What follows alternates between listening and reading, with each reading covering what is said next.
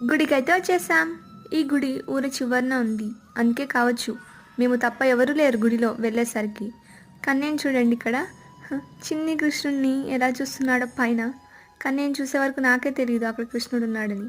శాంతి పూజ కోసం పంతులు గారు ఏర్పాట్లు చేస్తున్నారు ఇక్కడ. కన్నయ్య పుట్టిన డేట్ టైం పంతులు గారికి చూపించాం. అప్పుడు పంతులు గారు శాంతి పూజ చేయాలని అన్నారు.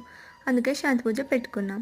నవగ్రహాలకి కూడా పూజ చేస్తాం. ఆ పూజ అయిపోయిన తర్వాత అక్కడ ప్లేట్లో ఉన్న నూనెలో కన్నయ్య ముఖం కనిపించేటట్లు కూర్చోపెట్టారు కన్నయ్యని. కన్నయ్య ముఖం నూనెలో నుంచి చూస్తాం. మాతో పాటు అమ్మ, నాన్న, అత్తమ్మ వాళ్ళందరూ కూడా చూస్తారు కన్నయ్య ముఖం నూనెలో నుంచి. ఆ తరువాత శివాభిషేకం చేస్తాం. చాలా ప్రశాంతంగా అనిపించింది శివాభిషేకం చేస్తుంటే మాత్రం.